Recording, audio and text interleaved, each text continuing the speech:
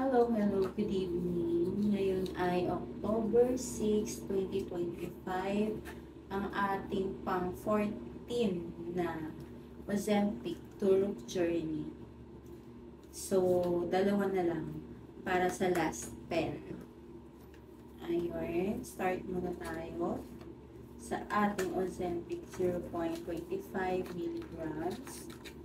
Meron tayo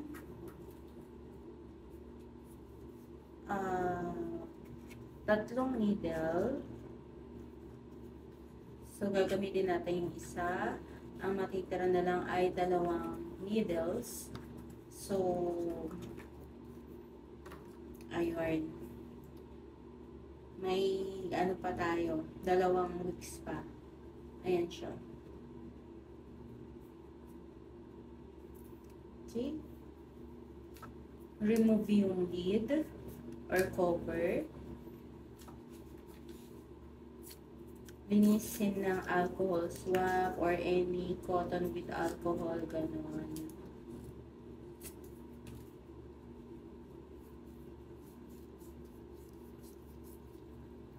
Ganyan lang. Tapos, ang ating needle. Kabit lang natin. Remove yung dalawang takip ng needle. Yan. Meron na pa liquid. Wait lang natin. Where is the... Ayun, meron na. Yan, lumabas na yung parang liquid. Okay, tapos i-set natin ng 0.25 milligrams. Yan, nakaset na siya. Tapos ready to use na siya. Ngayon, ready naman natin yung pagtuturukan.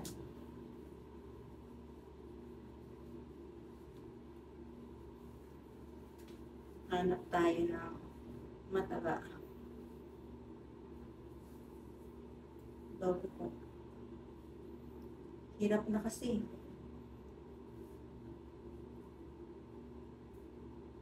Here na lang.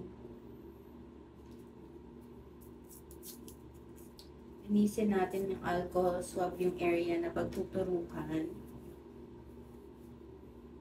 Hirap pala buhay. Wait pa.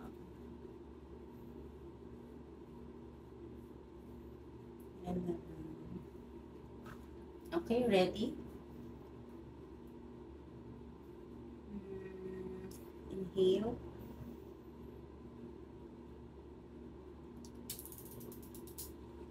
One, two, three, four, five, six, seven, 8, 9, 10.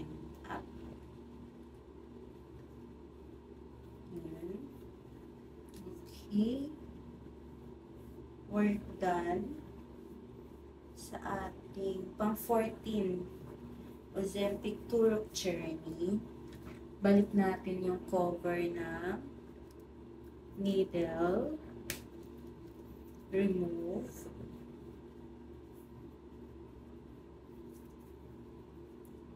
Balik lang natin yung cover ng pen. I-store natin siya ulit sa ref. Ayun. Ayan, ito yung favorite natin short. Ano pa naman? Cherry pa naman. Look. Loose lang. Tsaka malaki na siya dito. Ayun.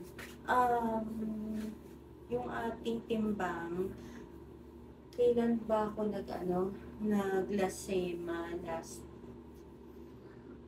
Naglasema ko last week siguro. Wednesday or Thursday, 67.80 yung timbang natin. Siguro mga 2 weeks tayo hindi nagtimbang simula nung parang tumataas siya, 70, tapos naging 69 ng kilos. So, tinry kong hindi magkasunod na linggo. Eh since naglasema ako, accurate kasi yung timbangan doon. Yun. So natuwa nga ako, 67.80. Mukhang mahahabol natin yung 65 kilos na goal bago matapos yung dalawang turok pa. Ayun. Ayun siya.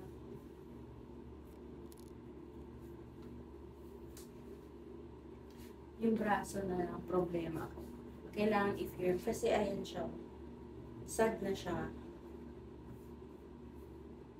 Kaya hindi tayo makapag-sleepless.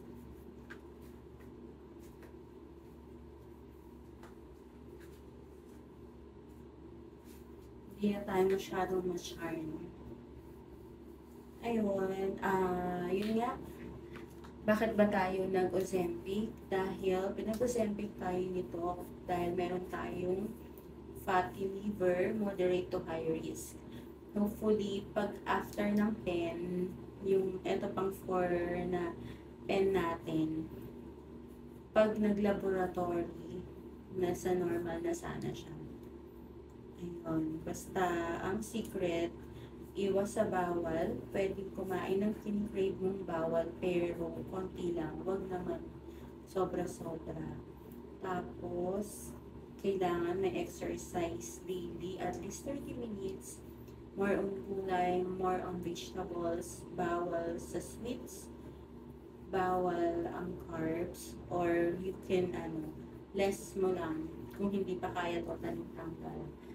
Kasi ako, kumakain naman ako ng rice pag meron akong event like sa Zumba, ganyan, magtuturo ka ng Zumba. Kailangan mo kasi ng ipang energy. Shirataki rice. Yun. Minsan nagsasoft drinks din ako kapag duty.